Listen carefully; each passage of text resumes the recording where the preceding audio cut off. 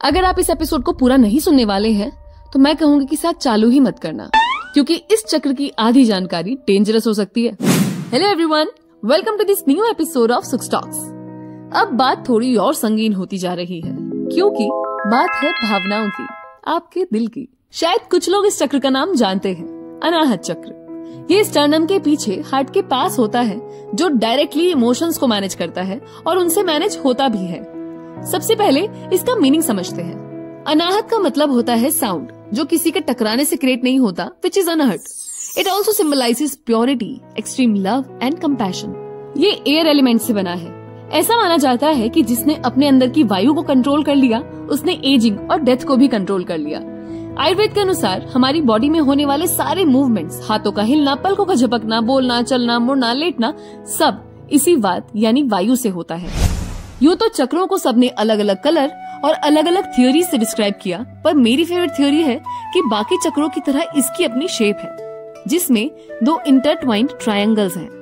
Upward triangle बताता है human rising tendency को और डाउनवर्ड ट्रायंगल बताता है सोर्स ऑफ एनर्जी को। ये सेंटर ही वो जगह है जहाँ साधक स्थिर हो जाता है। अनाहत चक्र का एक्टिवेशन इंसान को स्पिरिचुअलिटी के एक अलग ही लेवल पर लेकर जाता है, जहाँ अलग अलग नाद सुनाई देने लगते हैं, जैसे वीणा, बांसुरी, डमरू। लेकिन इसके इम्बैलेंस होने से साधक को ऐसे साउंड सुनाई देने लगते हैं, ऐसी डिस्टरबेंस क्रिएट होती है कि जिसे देखकर साइकेट्रिक हेल्प भी कुछ नहीं कर सकती। मैं आपको डरा नहीं रही हूँ, बस बता रही हूँ कि चक्र हमें शक्तियाँ देते हैं, लेकिन उन्हें संभालने के लिए हमें अपना शरीर, मन और बुद्धि तीनों खुद पहले तैयार करने पड़ते हैं। और अनाहत चक्र के लिए सबसे ज्यादा जरूरी है clarity of thoughts, mind and specially emotions. Anahata endless possibilities की जगह है, बिल्कुल ऐसे जैसे भूल भुलैया, जहाँ आप बीच में खड़े हो और यहाँ से जाने के 1000 रास्ते हैं, पर एक ही सही रास्ता है जो आपको बाहर निकाल सकता है, यानी आपका एक क्लियर थॉट और एक इमोशन। गुरु ने ऐसे ही नहीं कहा कि भाई काइंडनेस इज द की, यही रास्ता है जो बाहर निकालेगा, क्योंकि मन की हर एक बुराई, हर एक बुरा ख्याल सिर्फ करुणा से, आपकी काइंडनेस से ही खत्म किया जा सकता है। इसके बैलेंस होने से चेस्ट और शोल्डर रीजन के सभी ऑर्गन सही रहते हैं। Heart, lungs, hands, thymus gland, इनमें कभी कोई बीमारी नहीं हो पाती। So let's create a picture of Anahata chakra. Close your eyes. Heart के पास एक 12 पेटल लोटस है, जिसका कलर है ग्रीन। इसमें इंटरट्वाइंड ट्रायंगल्स, यानी दो ऐसे ट्रायंगल्स हैं जो एक ऊपर और एक नीचे की तरफ है, और ये मिलकर बनाते हैं एक 6 पॉइंटेड स्टार। इनके बीच में लिखा है yam. Now chant yam while holding your breath.